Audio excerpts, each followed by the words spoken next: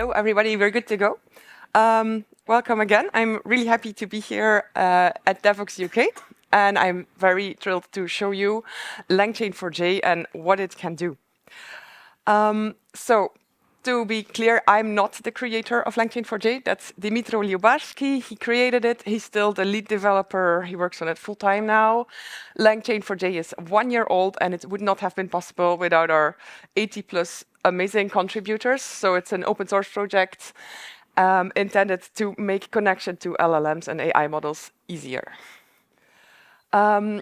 It was created based on the LangChain library. That's for Python. So many people have probably known about this. It's got very popular, and it had only one big flaw, that it was not for Java.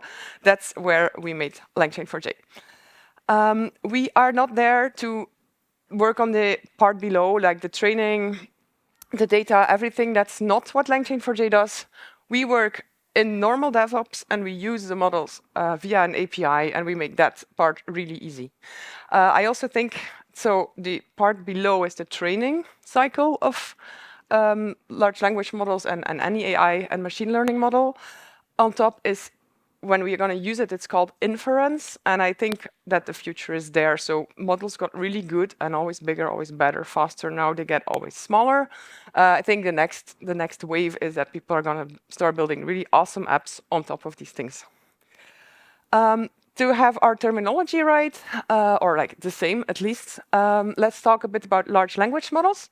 So a language model in its purest form will generate completion. So you will put in there, I like, and what will come out is chocolate, for example, because it's very probable.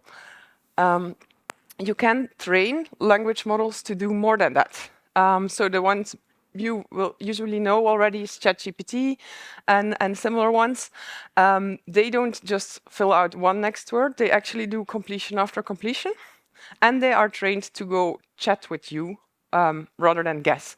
So if you send I like into a chat model, it's going to say, oh, what is it you like? Can I help you with something today? A special form of large language model is an embedding model. Those will translate text into vectors, numerical vectors that encode the meaning. So two phrases that have a similar meaning will have vectors that are closer to each other. And they are used for things like grouping, categorization. So if you want to know in whole your database what has to do with red, for example, you're going to calculate the embedding, the vector for red. And then you're going to find all the parts of, imagine you have a clothing shop, and the pieces or the clothes that have red in their description somewhere will lay closer to your original red vector than all the others. And so you can use this to group, to structure data, or to find similar parts of text. And those vectors are typically stored in embedding stores or vector stores that are really specialized and optimized to find vectors that are closest by. Okay, so with LangChain4j, you don't have to worry about all that. We make this a piece of cake. So let me show you the components, the basic components of LangChain4j you see on the left. Yes, that's left. So language models is our central building block, but we also have image models. And what we see happen more and more is multimodal. So you send an image in, then actually there is a description extracted from this image, and then you can work on with the language. At some point, turn it back into an image. We hope to add also voice and sound recordings in there later. There's prompt templates to make the prompting easier. So the prompting is when you send some text in your large language model, it's called a prompt. And you will find yourself often repeating the whole same phrase, like, oh, you want a translator, you're going to repeat every time, translate this text into this language. And that's where prompt templates come in. You just can plug in the variables and keep your string management limited. Then we have output parsers. So models will output text, but they are smart enough to output code, JSON, any format you want. So we take care of a part of the parsing. That's very exciting. I'll show you later. We can add memory, because models don't have memory out of the box. So LangChain4j has some help there. And then tools. That's models, they are smart enough to know that they can call a tool if we give them one. We can make them call our own code, say like, hey, this code is available, we need this input parameters, and you will get this result back. And the LLM is usually smart enough to know when to call them. Also for that, we have infrastructure. Then on the right, you see RAG, that's Retrieval Augmented Generation, a hard word to say, chat with your documents. I will go into detail later, so all the parts we need are there too. And then on a higher level, we have the chains, like in LangChain, where you can chain different steps. And then our own concept of AI services, which are really powerful and which I will demo you as well. We also integrate with many model providers, and there's many models. As you can see on top, these are just a couple. So OpenAI has GPT 3.5, GPT 4, which you may know. They also have image models, Dall-E, supported. Then Google Gemini, HuggingFace. It's very interesting if you want to start tweaking around with models yourself. If you want to fine-tune them, you can go to HuggingFace. They have about all the possible open source models for you to download. They have super many data sets you can fine-tune via them. You can run your model with them, and then via LangChain4j, it's like a two-liner to connect to them as well. We have Azure, we have AWS, we have Ollama here. That's very nice to run models locally. So you will need some beefy CPU or even better GPU on your computer if you want to do that. But that's also very nice because then you can access large language models even without internet, and you're sure all your data stays locally with you. To know which integrations we currently have, because we're adding them all the time, you can go to our repository, which is at github.com LangChain4j/LangChain4j. And if you scroll down underneath the code, you find a README. And there's a couple of very interesting things linked there if you want to get your hands dirty. So we have Quarkus extension Spring Boot starters. We have the link to our examples. Most of what I will be showing today comes from the examples. And there's a folder tutorials where you can run through. It should be really self-explanatory. We have a documentation. Yeah, okay. There's some useful materials if you want to know more about prompt engineering, what you can do, what you cannot do. Have a look there. And then when you scroll down a little bit more, we have our list with all the integrations we support. So yeah, all the big ones. And also, if something is missing or something is new, feel free to make a pull request and add it to our repository. What it shows as well is we support some native image generation for some of them.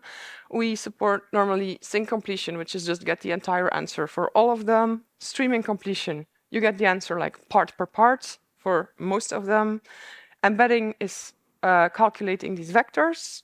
Image generation is supported by some. And then the function calling is these tools we talked about. Not all models can do it. The ones that can do it, that's listed there. Okay, I think it's time to show off what we've been talking about. So I will go to the normal LangChain4j examples in which we have a customer support agent here. That's using Spring Boot. We also have Spring Boot starters. They're linked in our README for the Spring Boot people here. Let me run the application. So at the moment, it's all on the console. We will see a mix of debugging information and... OK, that's not the right one. This is the right one.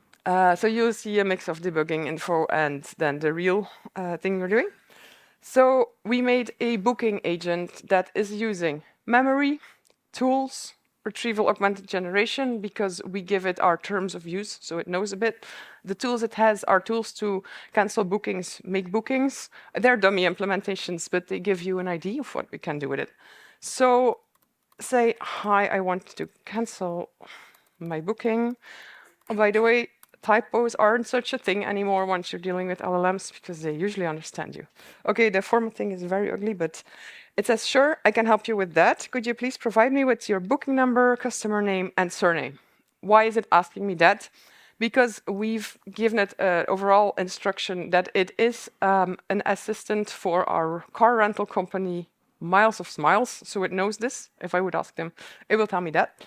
And it knows it has a tool available for canceling bookings, and what it needs for that is the arguments first name, surname, booking number. So it's smart enough to ask me, so it can then afterwards call the tool, which is basically our Java code, our Java methods. So if I will give it to them, I'm like, let's make this up. Right. Now, I made a mistake on purpose. So this is not what the user gets to see in your chatbot, right? But this is the internal error. We have a booking not found exception. That's because I made a mistake on purpose. And the model can interpret this because we give it a nice name, nice message. It says, I'm sorry, I couldn't find the booking with the provided information. Could you please double check booking number and provide it again? So I say, oh, I'm sorry. My first name is actually Klaus. Of course. I mean, this is the one we've set it up to find a booking for. Now it found it. So what you see here is basically a print from within the methods, so we actually see that it is called. This is not something the users should see. And it says, I have found your booking. Great, it's found our booking dates. And the nice thing, so this is a really combination of the code returning this booking information as a booking object, a Java object, and then parsed to JSON. Then the model receives it in JSON, and then it formats it super nicely for real users that are not programmers. Now, would you like to proceed with the cancellation? Yeah, it shouldn't be able. That's good. That's good. So the booking cannot be cancelled. And what you probably also see somewhere in the logs is that it's always fetching the parts of our terms of use that could be relevant for our question. So it should be able to figure out why. Yes. So I'm sorry, but I cannot cancel this booking because the booking period is less than 3 days. So it got the booking cannot be cancelled exception. It got the fragments of our terms of use that could be relevant for this, and it figured it out with the date of today, the date of my booking, and these parts of the terms of use, that this is why it cannot cancel it. And then the nicest thing is like, oh, that makes me sad. Can you console me by flattering me a little? A nice thing, I mean, this was, of course, the first thing I tried with these chatbots. And the first time it didn't work because we had prompted it too well to only reply about bookings. So we made it a bit less stringent, just for fun. Of course, Klaus, you have a remarkable taste in booking with us at Miles of Smiles. Great. Your choice reflects your excellent decision-making skills and sophistication. We appreciate your trust in us and look forward to serving you in the future with even more delightful experiences. It almost sounds ironic because I can't even go. Okay, so this was a demo of all the parts together and how you could use it in an application. Now, if you guys want to get started at home, let's start from the basics and let's create a Hello DevOps UK. So I know I shouldn't be live coding because it's bound to go wrong, but I find it so easy in LangChain4j that I still do it.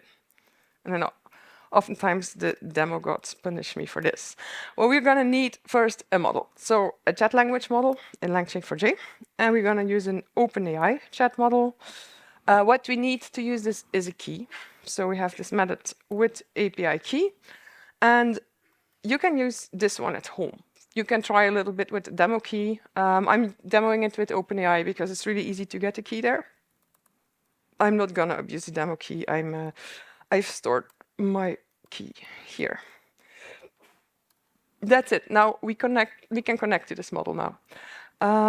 The default one is GPT 3.5. If you do it like this and you don't specify anything else, we use all same defaults, but you can set them all. We'll see that later. Now we want to use it, so we're gonna want to create an answer.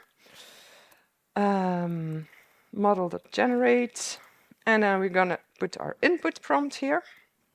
That would be, say, hello, DevOps UK. And then we will want to print our answer. Voila. Let's see what this gives. That's it. We should be talking to GPT 3.5 now. And we need an internet connection. All right. Hello, DevOps UK. How can I assist you today? It's not doing exactly what I asked. And that's a first important lesson when dealing with LLMs. You usually will not manage to have them do exactly what you want to do. There's a certain randomness in them. And yeah, you have to add that to your mental paradigm and deal with some non-deterministic stuff here. What we have more there, I'm not going to show it all because I don't have time for that today. But so this is the tutorials folder. No. So this was our Hello World. We have one showing how you can set model parameters if you want to explicitly set a lot of things like temperature and model name and everything. We have an example to generate images here. We have examples how to use these prompt templates that I explained if you were dealing with similar strings all the time and you actually want to plug in parts. Here are all the ways that it can be done. If you just go look there once you start struggling with repetitive strings. Streaming, also very interesting. It will output the answer token by token. So now it was sync. We were waiting for the answer, and only when the whole answer is there, we got it and we printed it.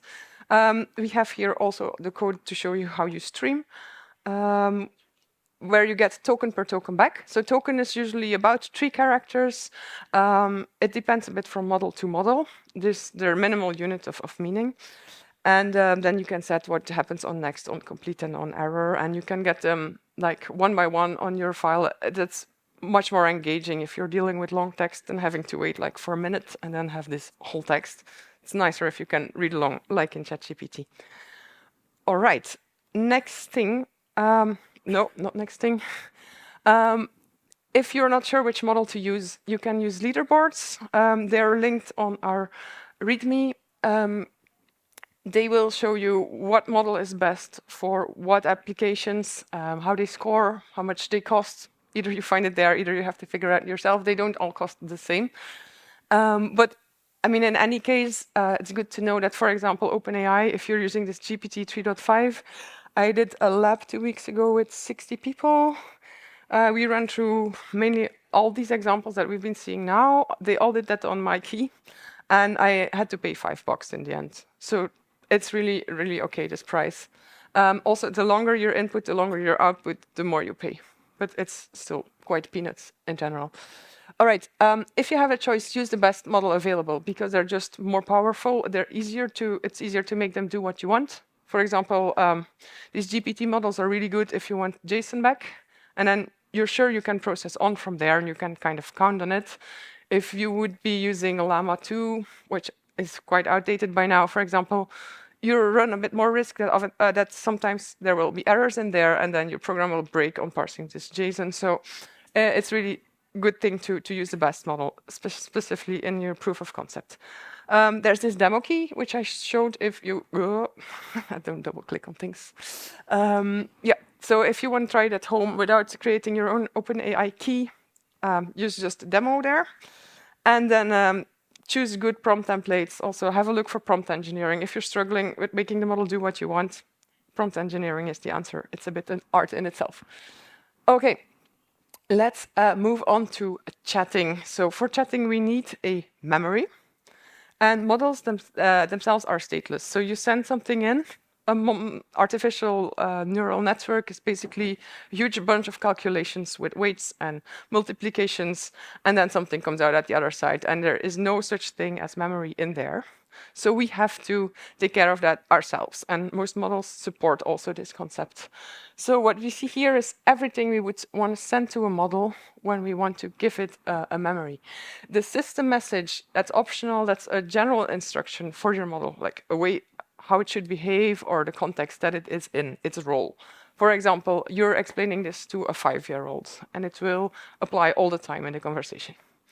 And then what we see here is user message. That was our first message.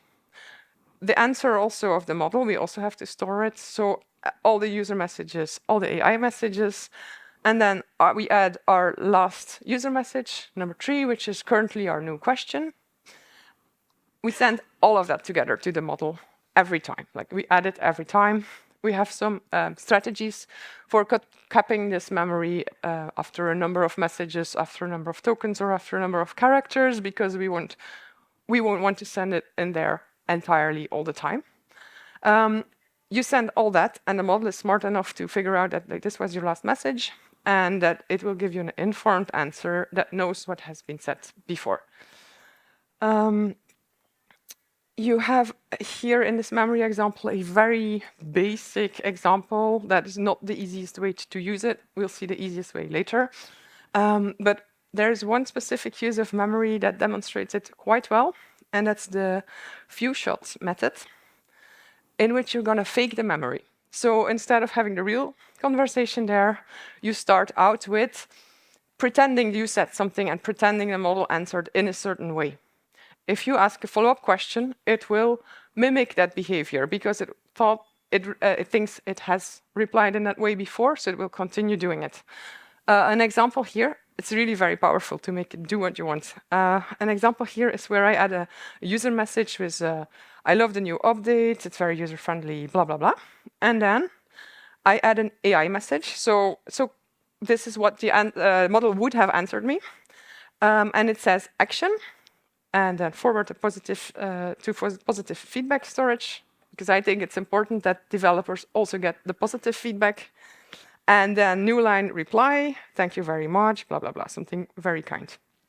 Okay, I'm also adding afterwards. So I'm adding that all to the memory. A new message from me. I am facing current crashes, blah, blah, blah. And then the answer of the model that I'm also adding to the memory is action, open a new ticket with its subject. And then reply, we're very sorry. I'm adding one more positive example and one more negative example. And my hope is that it will stick to this format so that I can programmatically parse this afterwards and perform the action and send the reply.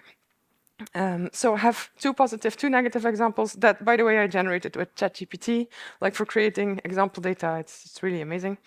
And the last thing I'm going to add now to this memory that is filled with fake memory is a user message saying, how can your app be so slow? Please do something about it. That's the last message, and I sent that whole thing off, so it will answer just to this last one.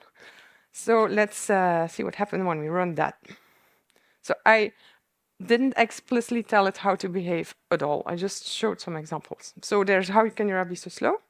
Action, open new ticket, app performance issue, new line, reply. We are very sorry. Voila. So we made the model also do something by giving it examples. And it would have been way harder for me to describe, say action, and then colon, and then topic. And it would be way harder to do, and the model would have a way harder time properly giving this formatted output. Okay, next thing is AI services. My favorite. It's a bit the workhorse of LangChain4j if you like using it, and it can return Java objects. That's where it gets really cool. So let me show you this example here. Okay, AI service is a bit of a special concept in the way that it's declared. So we have just a chat language model, OpenAI, again, as usual here, that we're going to reuse for all these examples. This is how you declare an AI service. It's an interface, and you have methods in there. So this is the easiest version of an AI service where you just have a chat function. You get a string in, you get a string out. If you get that, LangChain4j knows, oh, this is just, you call the model, because you send a string in, you get a string out, and there's no more information given. Now, if you want to use this function, then you do it like this. AI services.create of your assistant class, which we just defined here with this method, and we give a model, so it knows which model to use when performing the calls. That's it. And now we can use it. And we can use this assistant.chat method that we declared that should be here. And now we have this implementation. And I want to translate some French text form stuff, which is a real use case in my life. And then let's see what it does with this. So yeah, capital gains from the sale of securities. It doesn't really help me. I still have no clue what it is. But voila, so that's the way you declare an AI service. Now, why would you do this? Because you can do much more. I'm going to show you a more complex example here. Here is another AI service. We call it text utils, doesn't matter how we call it.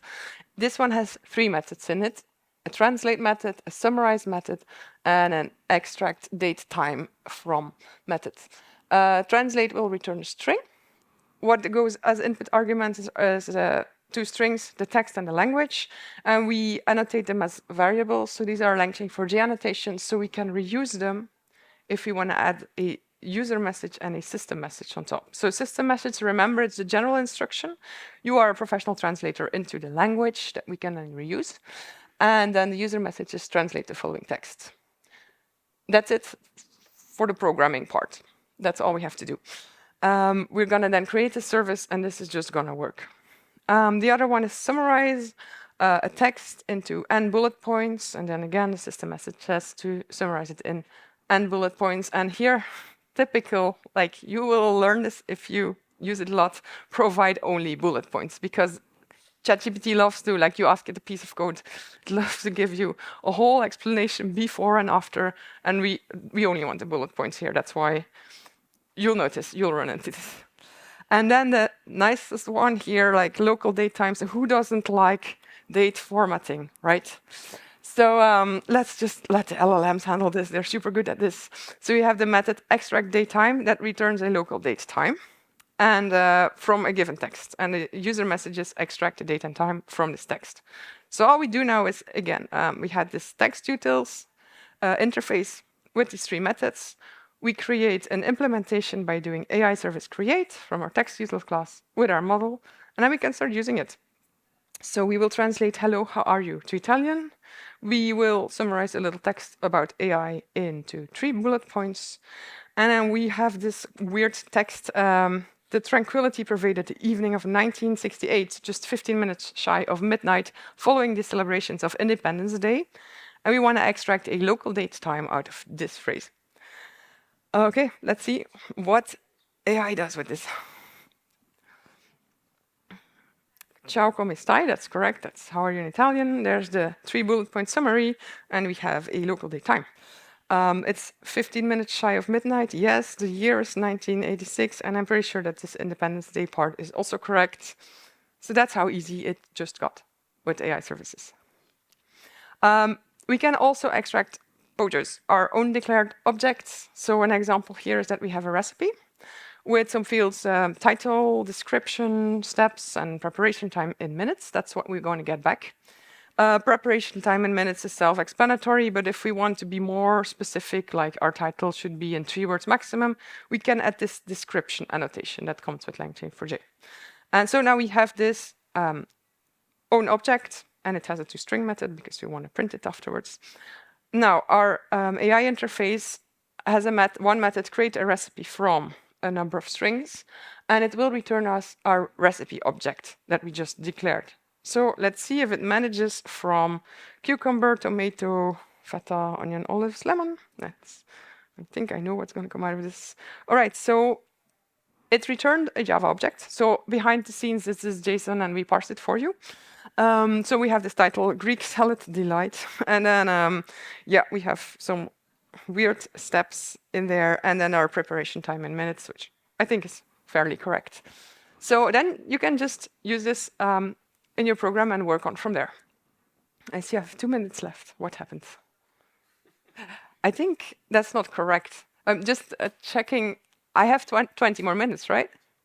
Okay, that's interesting. It says 1, just to stress me. Right. Tools. That's even cooler. Now we have really everything to make a giant security mess of our code. We can give the LLM access to tools, Java methods. Wait, which one would I show here? I'm gonna show these examples here. These are really easy examples, but since it can call any Java code, you know, you could let it access the database, or you could have it perform actions. Just think twice before you do that and do it in a secure way if you want to do that. So tools works like this. You just define a class with a number of methods in this. So we have a string length method, an add method, and a square root method. It's just as a demo, right? We all have we print it to console when they're called, so we can actually show that they have been called to you.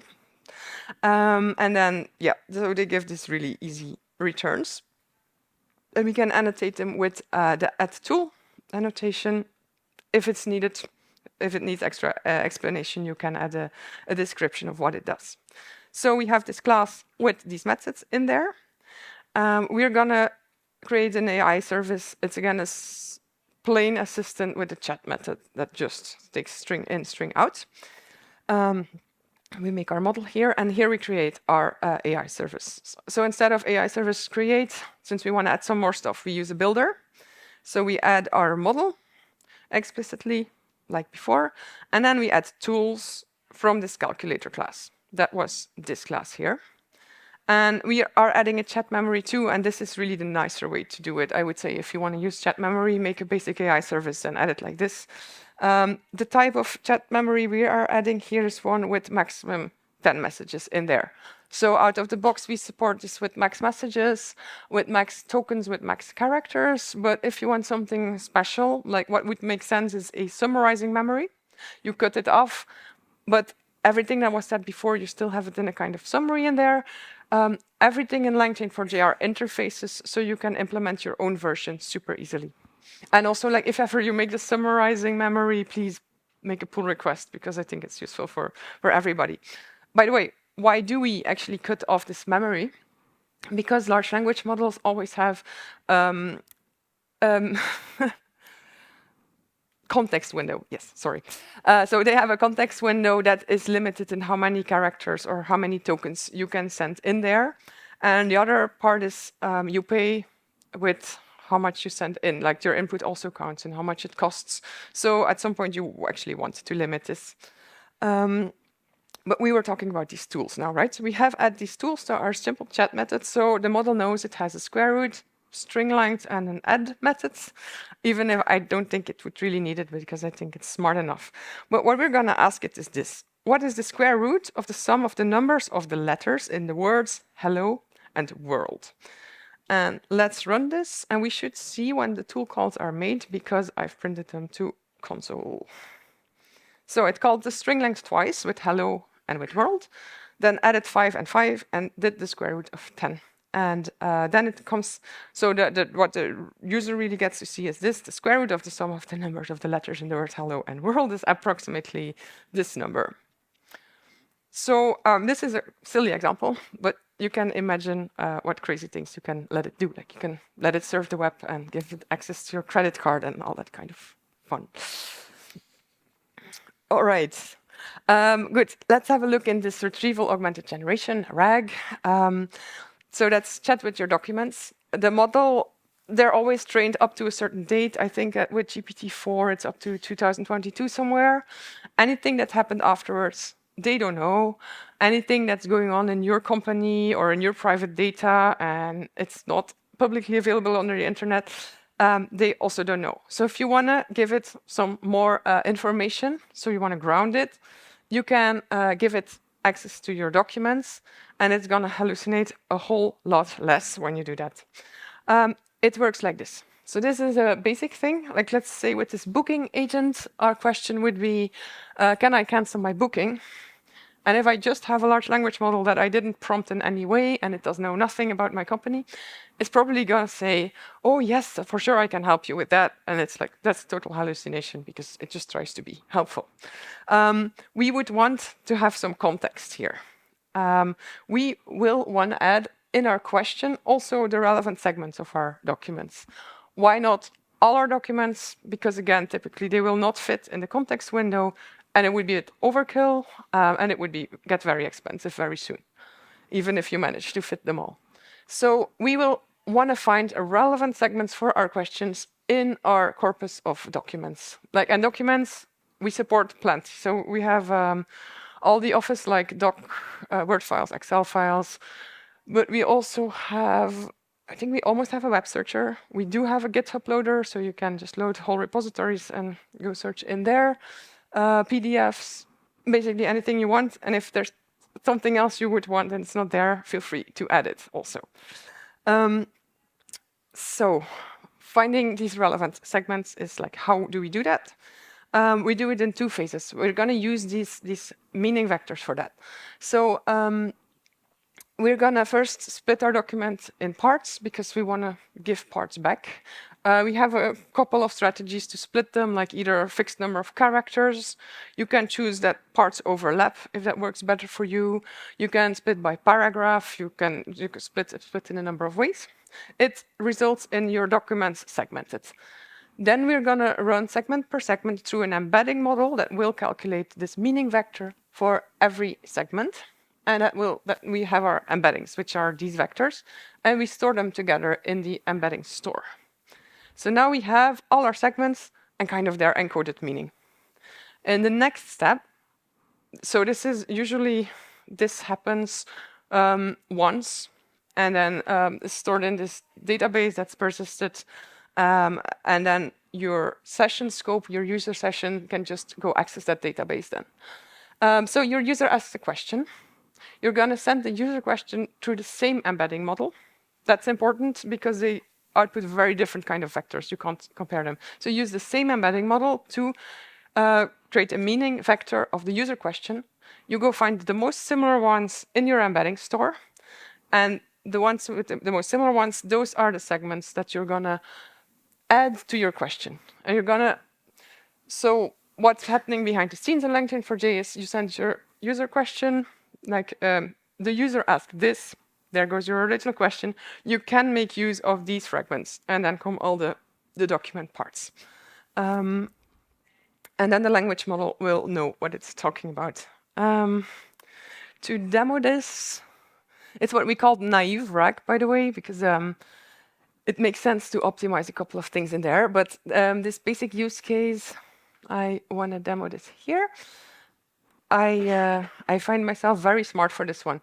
I threw in the whole documentation of LangChain4j as documents.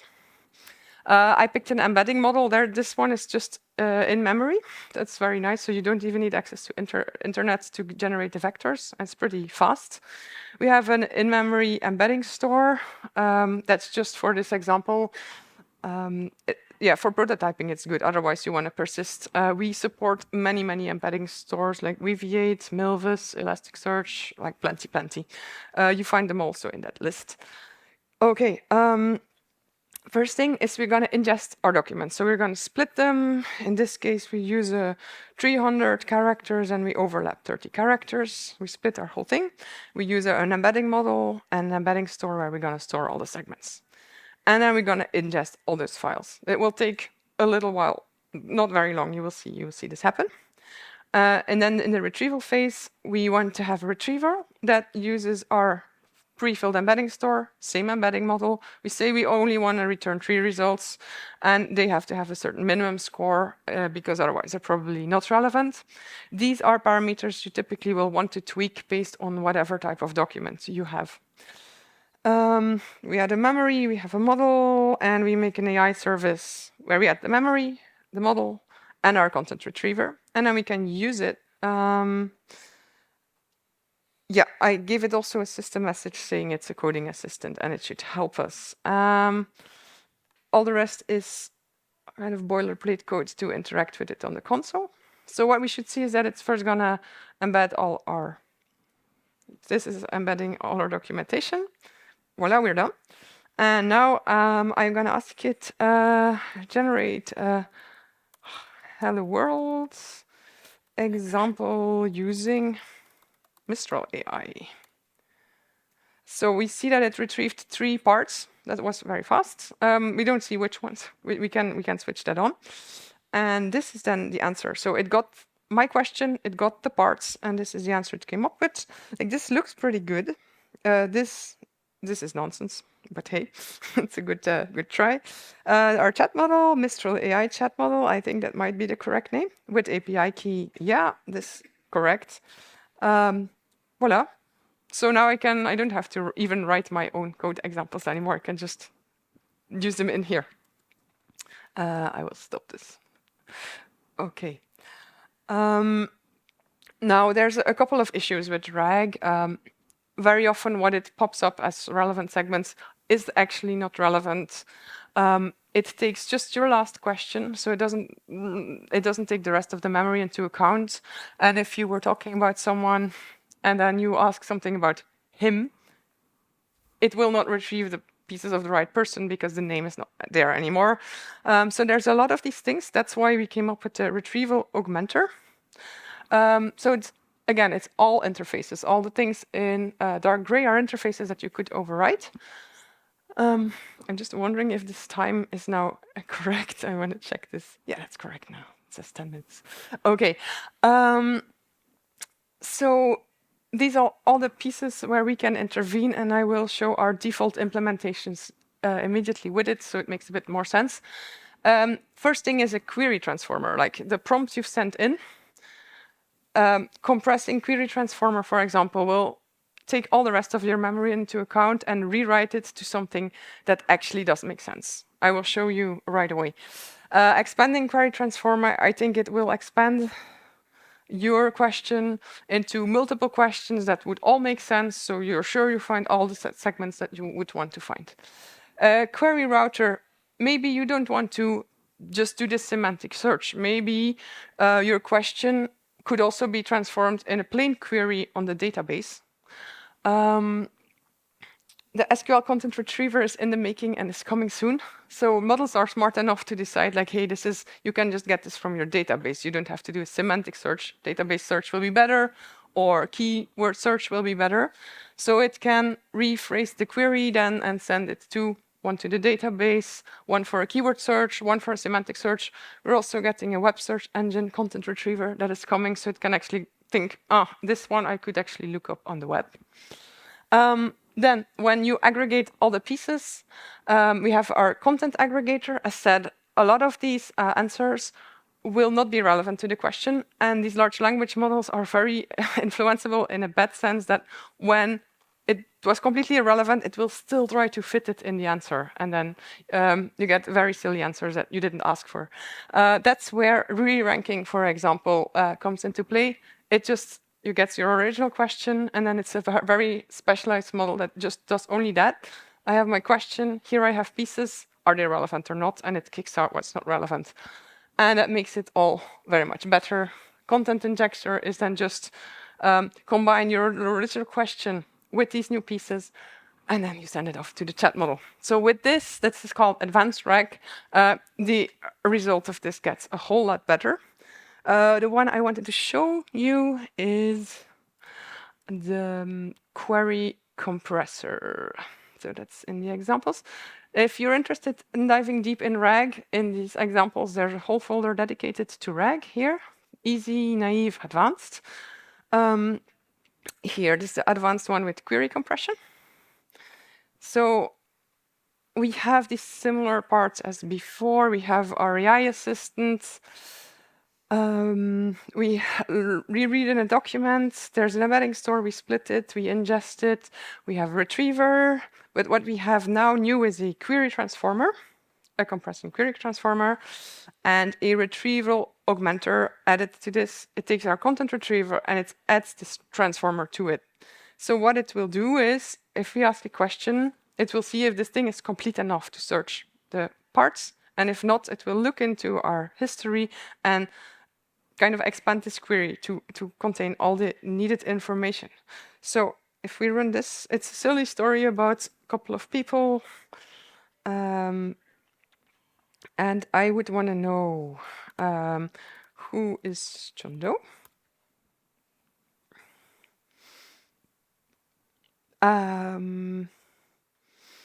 This seems to be hanging a little... no, great. So it found two content parts. It just kept it as who is John Doe. We have no memory. It's fine. Find two parts, and then it gives me a whole explanation. Like, I'm sure it's true. I'm sure it's in that text.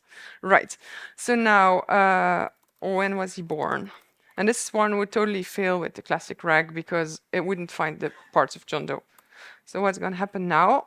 We have now this query compressor. He turned it into this. What is John Doe's date of birth? And then it does actually find the correct parts. So all these advanced RAG techniques are little things like that that make it a whole lot better. Oops. Good. We have great integrations with both Spring Boot and with Quarkus, so everybody's happy. I already demoed one with Spring Boot. I will now demo a final example with Quarkus. Yeah, wait, I have to admire her for a second. Joy in programming, right? Okay, I made this feedback analyzer. It's in Quarkus. I should have it up and running, but I didn't touch it for a while, so I'm wondering. It's going to be reactive still. All right, so this is a tool that uses LLMs in a couple of different ways. 4 minutes, nice. You know what? I will quickly show you the little diagram of how it works because I like it. It goes a bit beyond the very simple chatbot. It's using LLMs in a lot of places. Yeah, okay. Okay, this is a kind of the scheme. So what's happening is users can input feedback. There's an AI service that's going to split it in parts that are coherent. So like users can really write everything that annoys them or whatever. The AI service is then going to split these in coherent pieces. Like there was a part about the food and there was a part about the temperature. Then there's going to be a feedback analyzer service that is going to tag what's the topic, what type of feedback is it? Is it positive feedback? Is it a problem? It's going to assess the severity, the urgency, all those things. So LLMs are capable of doing that. And then we're going to store that in a database. The other part is a dashboard that's just going to query that database and show the distribution of what types of feedback we had and everything. But we're also going to store them in an embedding model, the original parts of feedback. And then we will have in our analysis dashboard also a chatbot that allows you to chat with the pieces of feedback we had. Like we can see maybe from a general dashboard that there was a lot of complaints about the food. If we want to know more, we can ask the chatbot. It should retrieve the parts of the feedback related to food and summarize it to you in an intelligible way. So let's see if this works. Okay, let's say I'm 20. I feel 20 today. Okay. The food was absolutely delicious. Delicious. The room was too cold, though, like typical woman problem in a man's world. Okay, I wrote this. There's still a little bug in it that sometimes happens. Let's hope it today not here. So it should be analyzing my feedback at the moment now, and then show here which parts it found. Not today. All right, let's already. That's a pity. Let's already go and have a look at the dashboard. I hope that one is up. I think, yeah, most of this feedback I generated with ChatGPT to pre-populate the database to allow us to chat a bit with it. So yeah, this shows what kinds. So it was intended for a software coding workshop. So we have text inspiration, usefulness. We had a half-half on positive, negative feedback, and most stuff was of low severity, for example. So that's very nice. We see all the feedback here. Just checking. No, okay, not today. Sorry. And here we have this chatbot where you can ask things like every feedback, as you can see, had also like age, gender, country, and everything to it. It was not part of what we put in the embedding store. We just put our pieces of feedback, but in the metadata that we store along, that's not in the vectors, we do also store the gender, for example. And then you can start asking questions like, what did the women find about the food? But I don't have the impression that my comment made it in, so find completely irrelevant stuff. Is it? Yes. That's what I wrote, right? Okay, it got in. That's very nice. All right, good. Time's up. So let's wrap this up. So what I've added in this one was metadata filtering. This is disturbing. Metadata filtering is one of the other advanced RAG techniques which lets you also filter SQL-like on all the metadata that you annotated your segments with, on top of the normal semantic search. That's why it could figure out only the parts that the women said. Okay, for RAG prototyping, for the prototypes, use just the in-memory things that we saw. It's really easy to start with. You will have to tweak segmentation length and overlap and some of these parameters, how many things you want in return based on your use case and your data. It's often very useful to clean up your documents a bit before you start segmenting. And use these advanced RAG techniques.